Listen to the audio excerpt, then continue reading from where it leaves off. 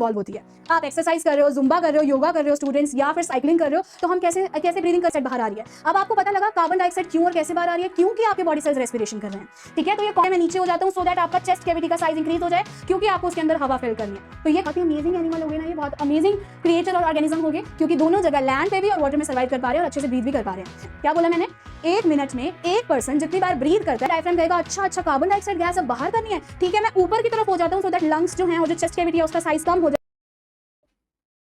Hi champs, I hope you all are doing great and fine. हम यहाँ पे एक साइंस का बहुत ही अमेजिंग और फैंसी टर्म देख पा रहे हैं, दैट इज रेस्पिरेशन। आज के चैप्टर में जानेंगे रेस्पिरेशन क्या होता है, ब्रीदिंग क्या होता है बच्चा, और आपके जितने भी इंटरनल ऑर्गन्स हैं वो अगर परफॉर्म इजीली कर पा रहे हैं, मेंटेन कर पा रहे हैं, एक्टिविटीज़ कर पा रहे हैं, क्या उसके लिए एनर्जी चाहिए होती है और वो एनर्जी कहाँ से आती है। अगर मैं हैंड की मूवमेंट भी कर रही हूँ तो इसमें भी एनर्जी जा रही है, मैं बोल रही हूँ स्टूडेंट्स, मैं थिंक कर रही हूँ, हर चीज़ में एनर्जी जा रही है, तो वो एनर्जी कहाँ से आती है। आज का चैप्टर बहुत ही अमेजिंग होने वाला है। मेरा नाम रीना है and I hope so that you all are doing great and fine with your health and studies. तो चलिए शुरू करते हैं, that is respiration in organisms. क्या क्या टॉपिक स्टडी करेंगे, सबसे पहले रेस्पिरेशन देखेंगे, फिर कितने टाइप्स की रेस्पिरेशन है, ब्रीदिंग क्या होता है बच्चा, फिर देखेंगे ह्यूमन रेस्पिरेटरी सिस्टम, और लास्ट में हम रेस्पिरेशन अदर ऑर्गेनिजम्स के अंदर भी देखेंगे कैसे परफॉर्म हो रही है। सबसे पहले बात करते हैं रेस्पिरेशन की। It is actually happening inside the cells. आप सभी को पता है जितने भी लिविंग बींग्स हैं वो सेल से बने होते हैं, तो सेल के अंदर ये पर्टिकुलर प्रोसेस फॉर्म हो रहा है, दैट इज रेस्पिरेशन परफॉर्म हो रहा है। It is a process of breakdown of food, मतलब फूड का टूटना, सर्टेन पीसेज में फूड का ब्रेकडाउन होना, और जब फूड आपका ब्रेकडाउन होता है उसके बाद एनर्जी रिलीज होती है, और वो एनर्जी आपकी बॉडी डिफरेंट एक्टिविटीज में यूज करती है। ठीक है, in the cell with the release of energy, यहाँ पे भी मेंशन है। और रेस्पिरेशन प्रोसेस बहुत ही एसेंशियल है, किसके लिए, सभी लिविंग बींग्स के सर्वाइवल के लिए। जितने भी लिविंग बींग्स हैं वो रेस्पिरेशन करते हैं सो दैट एनर्जी आए और डिफरेंट काम डेली बेसिस के कर सके। Next thing students, all living organism respire to get energy, वही जो हमने बात की। और नेक्स्ट थिंग क्या लिखा है, breathing is the part of respiration. Students, breathing is a different thing, respiration is a different thing. ठीक है, अगर आप ब्रीदिंग कर रहे हैं तो मतलब वो रेस्पिरेशन का पार्ट है। आपके बॉडी सेल्स रेस्पायर कर पा रहे हैं, एनर्जी दे पा रहे हैं, दैट मीन्स कि क्योंकि ब्रीदिंग भी हम साथ साथ कर रहे हैं। इसको और अच्छे से जानेंगे in the upcoming slide, no worries for that. सबसे पहले देखते हैं आपके कितने टाइप्स ऑफ रेस्पिरेशन होते हैं। स्टूडेंट्स, 2 टाइप के रेस्पिरेशन है। The first is aerobic respiration and the second one is anaerobic respiration. अभी एरोबिक और एनारोबिक क्या होता है? एरोबिक का मतलब होता है ऐसी रेस्पिरेशन, रेस्पिरेशन हमने समझ लिया ना, break down of food with the release of energy, मतलब फूड का टूटना उसके साथ एनर्जी रिलीज होगी। अगर एरोबिक रेस्पिरेशन है मतलब बच्चा ये लाइक प्रेजेंस ऑफ ऑक्सीजन में हो रही है, ऑक्सीजन की यहाँ पे प्रेजेंस है, मतलब सेल है, सेल के पास फूड जाएगा, मान लेते हैं बच्चा ये सेल है, ठीक है, इट इज सेल।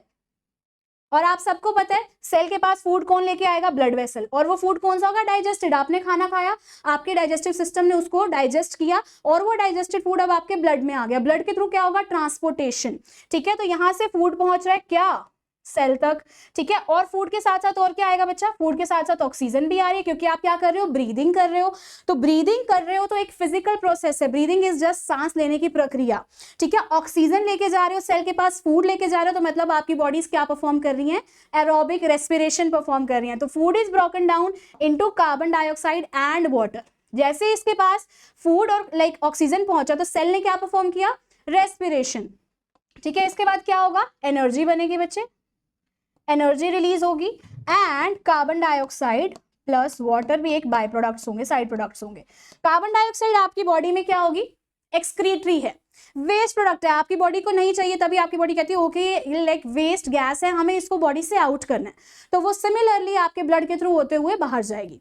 ठीक है, next thing students, it leads to the high amount of energy. अगर आप एरोबिक रेस्पिरेशन की बात कर रहे हो, इससे आपकी बॉडी को अमेजिंग अमाउंट ऑफ एनर्जी मिलती है डिफरेंट काम करने के लिए, ओके, डिफरेंट एक्टिविटीज परफॉर्म करने के लिए, मेंटेनेंस के लिए, रिपेयरिंग के लिए, हर चीज के लिए। नेक्स्ट थिंग आता है बच्चा एनारोबिक। एनारोबिक मतलब यहाँ पे एन ऐड कर दिया हमने, एनारोबिक का मतलब है एब्सेंस ऑफ ऑक्सीजन। बहुत सारे ऑर्गेनिजम्स ऐसे हैं स्टूडेंट्स जिनको ऑक्सीजन की रिक्वायरमेंट नहीं होती, बिना ऑक्सीजन के वो रेस्पायर कर पा रहे हैं, वो एक्चुअली स्टूडेंट्स एनर्जी बना पा रहे हैं अपनी बॉडीज के लिए। तो food is broken down without using oxygen, मतलब ऑक्सीजन का यूजेज नहीं है और यहाँ पे लो अमाउंट ऑफ एनर्जी रिलीज हो रही है। ठीक है, कम अमाउंट ऑफ एनर्जी रिलीज हो रही है, मतलब इनके भी बॉडी सेल्स के पास क्या पहुंचेगा, फूड पहुंचेगा, पर यहाँ पे ऑक्सीजन नहीं होगा। ठीक है, फूड पहुंचेगा बच्चा, उसके बाद इनको क्या मिलेगी, क्योंकि इनके जो बॉडी सेल्स है वो क्या करेंगे, रेस्पिरेशन परफॉर्म करेंगे, क्या मिलेगी, एनर्जी मिलेगी। और आप कहेंगे मैम यहाँ पे बाय प्रोडक्ट्स क्या होंगे, यहाँ पे एंड प्रोडक्ट्स क्या होंगे, तो वो डिपेंड करता है कौन से ऑर्गेनिज्म में क्या हो रहा है, एनारोबिक रेस्पिरेशन हो रही है। ठीक है, तो सबसे पहले देखो, अगर एनारोबिक रेस्पिरेशन यीस्ट में हो रही है, यीस्ट क्या होते हैं, एनारोब्स होते हैं, मतलब उनको ऑक्सीजन ही नहीं चाहिए, उनको बिना ऑक्सीजन के वो अपनी बॉडीज में एनर्जी बना पा रहे हैं, तो they can survive in the absence of air, air के बिना ही वो सर्वाइवल कर पा रहे हैं बच्चा। और ये एनारोब्स होते हैं, एनारोबिक रेस्पिरेशन परफॉर्म कर रहे हैं, in the absence of oxygen perform कर रहे हैं। इनकी बॉडीज में जो ग्लूकोज है, जो फूड है स्टूडेंट्स, वो ब्रेक डाउन होगा, एनर्जी तो बनेगी, इसके साथ साथ अल्कोहल और कार्बन डाइऑक्साइड रिलीज होती है। ठीक है, अल्कोहल एक बाय प्रोडक्ट है, साइड प्रोडक्ट है, और कार्बन डाइऑक्साइड गैस भी रिलीज करते हैं, कौन, यीस्ट, प्लीज ध्यान रखिएगा। ठीक है, नेक्स्ट आते हैं आपके ह्यूमन बींग्स। अब माइंड में क्वेश्चन आते हैं, क्या ma'am human being without oxygen energy बना पा रहे हैं, क्योंकि हमें तो पता था कि ऑक्सीजन हमें चाहिए सर्वाइवल के लिए। यस बच्चा, ह्यूमन बींग्स भी विदाउट ऑक्सीजन एक सर्टेन सर्कमस्टांसेस में, एक पर्टिकुलर सिचुएशन में बना पाते हैं, और वो सिचुएशन है जब आपकी बॉडी फिजिकली बहुत इन्वॉल्व होती है। आप एक्सरसाइज कर रहे हो, जुम्बा कर रहे हो, योगा कर रहे हो स्टूडेंट्स, या फिर साइकिलिंग कर रहे हो, तो हम कैसे ब्रीदिंग करने लग जाते हैं, heavy breathing, something like that. ठीक है, तो आपके उस टाइम एक एक सेल को like appropriate amount of oxygen नहीं पहुंच पाती, तब आपके फ्रेंड्स बन के आते हैं मसल सेल्स। मसल सेल्स कहते हैं अच्छा ओके, आपको एनर्जी की रिक्वायरमेंट है, ठीक है, हम क्या करते हैं, हम आपको एनारोबिक रेस्पिरेशन करके एनर्जी प्रोवाइड करते हैं। Muscle cells are like so good, आपके फ्रेंड्स बन के आते हैं। ठीक है, कहते हैं ठीक है, हम कर रहे हैं एनारोबिक रेस्पिरेशन, आपको एनर्जी प्रोवाइड करेंगे। एंड डेफिनेटली स्टूडेंट्स कब होता है, जब आप हैवी एक्सरसाइज कर रहे हो, फिजिकली इन्वॉल्व हो किसी भी एक्टिविटी में। एंड नेक्स्ट थिंग स्टूडेंट्स, इसके प्रोडक्ट्स क्या होते हैं, लैक्टिक एसिड, एनर्जी तो मिल ही रही है। प्लीज ध्यान रखिएगा, ये हो कहाँ पे रही है, आपके मसल्स में हो रही है। आपके मसल सेल्स कब करेंगे, जब आप हेवीली कुछ फिजिकली एक्टिविटी कर रहे हैं। ठीक है, heavy exercises, yoga, Zumba, something like that. ठीक है, प्रोडक्ट लैक्टिक एसिड, आप कहेंगे मैम लैक्टिक एसिड बन रहा है हमारे मसल्स के अंदर। हाँ जी बच्चा, मसल्स का जो बाय प्रोडक्ट है वो लैक्टिक एसिड है, और लैक्टिक एसिड आपकी बॉडी के लिए बिल्कुल भी हार्मफुल नहीं है, क्योंकि आपके दही में भी होता है। ठीक है, तो सर्टेन बहुत सारे एसिड्स आपके लिए यूजफुल भी होते हैं, आप एसिड्स, बेसिस एंड सॉल्ट वाले चैप्टर में स्टडी करेंगे फॉर श्योर। नेक्स्ट थिंग आती है स्टूडेंट्स, क्या, इट इज रिगार्डिंग ब्रीदिंग, सांस लेने की प्रक्रिया। ठीक है, फिजिकल प्रोसेस है स्टूडेंट्स, सिंपल है, सांस लेना और सांस को बाहर रिलीज करना, दैट इज ब्रीदिंग। ठीक है, और अगर आप सांस ले रहे हैं तो मतलब ऑक्सीजन अंदर लेके जा रहे हैं, बाहर रिलीज कर रहे हैं तो कार्बन डाइऑक्साइड बाहर आ रही है। अब आपको पता लगा कार्बन डाइऑक्साइड क्यों और कैसे बाहर आ रही है, क्योंकि आपके बॉडी सेल्स रेस्पिरेशन कर रहे हैं। ठीक है, तो ये कॉन्टिन्यूस प्रोसेस है, मतलब हमारे लाइफ जब तक है तब तक चलेगा बच्चा। इसमें इनहेल करते हैं हम, सांस को अंदर लेके जाते हैं, तो taken in oxygen rich air. ठीक है, ऑक्सीजन रिच एयर को अंदर ले रहे हो तो that is inhalation process. Exhale मतलब एक्सेल, एक्स मतलब एग्जिट होना, बाहर आना, रिमूव होना, तो it is giving out carbon dioxide rich air. आप कार्बन डाइऑक्साइड रिच एयर को अपनी बॉडी से आउट कर रहे हैं, बाहर कर रहे हैं, दैट इज एक्सेलेशन। ओके, तो ब्रीदिंग में 2 प्रोसेसेस इन्वॉल्व हैं, इनहेलेशन प्लस एक्सेलेशन। ठीक है, अब एक और टर्म आती है ब्रीदिंग से related, that is breathing rate. Breathing rate क्या होता है बच्चा, नंबर ऑफ टाइम्स, मतलब 1 मिनट में एक पर्सन जितनी बार ब्रीद करता है उसको ब्रीदिंग रेट कहते हैं। क्या बोला मैंने, 1 मिनट में एक पर्सन जितनी बार ब्रीद करता है वो उसका ब्रीदिंग रेट है।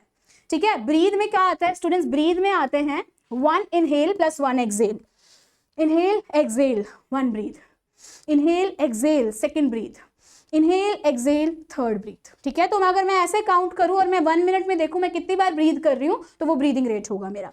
I hope it is clear.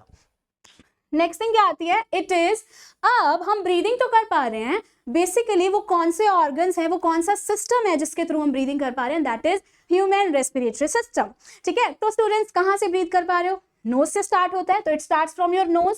ठीक है, नोज के बाद ये आपके 2 जो टाइनी ओपनिंग्स है उसको नोस्ट्रिल्स कहते हैं।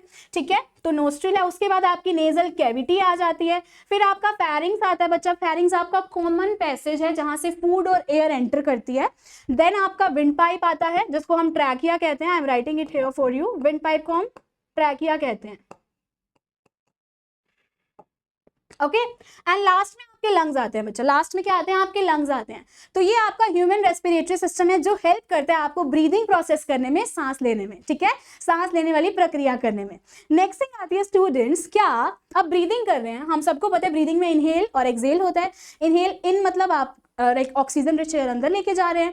तो बच्चा इसमें आपकी बॉडी कैसे एक्ट कर रही है, कैसे आपका वो रोल प्ले कर रही है, फंक्शन क्या कर रही है।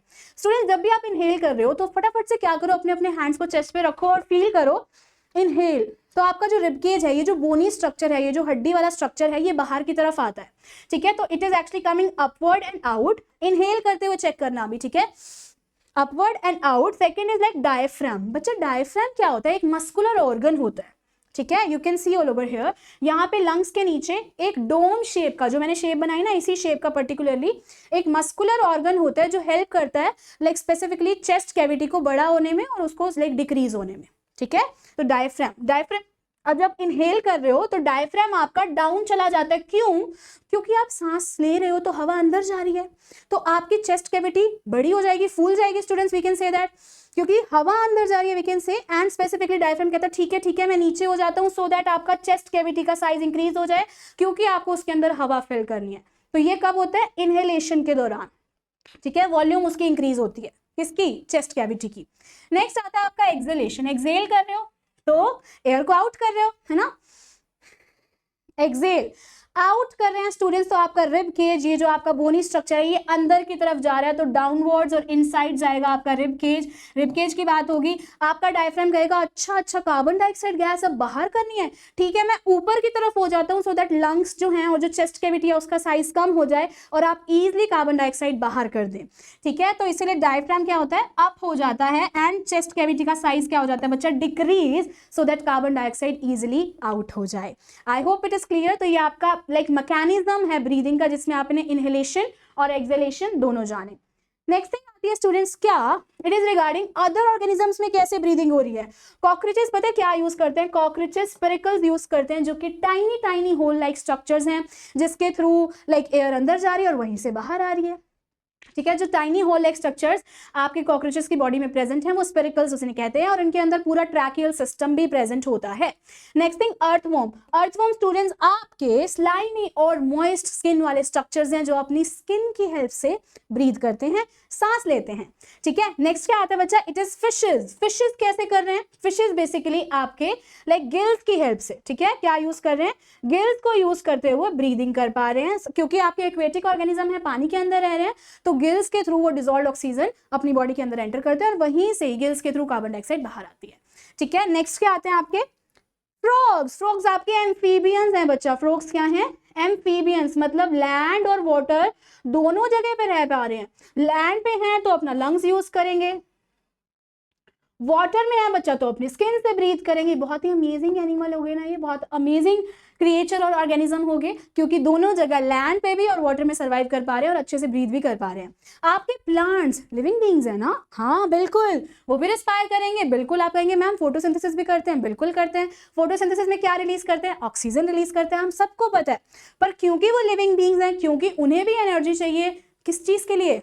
रूट से एब्जॉर्प्शन करना है वाटर का, पूरी बॉडी में फूड को भी ट्रांसपोर्ट करना है, ठीक है। फ्लावर का फॉर्मेशन है, फ्रूट का फॉर्मेशन है, सब चीज में एनर्जी जाती है, तो उनको भी रेस्पिरेशन करना है, उनको भी ऑक्सीजन की रिक्वायरमेंट है स्टूडेंट्स, ठीक है। तो डेफिनेटली वो स्टोमेटा की हेल्प से ही रेस्पायर करते हैं, क्योंकि स्टोमेटा आपका क्या फंक्शन में हेल्प करता है? एक्सचेंज करता है, गैशियस एक्सचेंज करता है, ठीक है। तो that is how student we have come to an end of this session. तो it is my request to all of you revise this chapter once again, और हमारा टेलीग्राम ग्रुप जल्दी से जल्दी ज्वाइन कर लीजिए, सो दैट आपको जितने भी इंपॉर्टेंट इन्फॉर्मेशन है वहां पे हम क्विकली प्रोवाइड कर सके। And we will meet in the next session for sure. Till then please take care of yourself, have a very good day, my all the good wishes are with you for your upcoming examinations. Keep learning, keep smiling and keep studying. Bye, take care students, bye bye.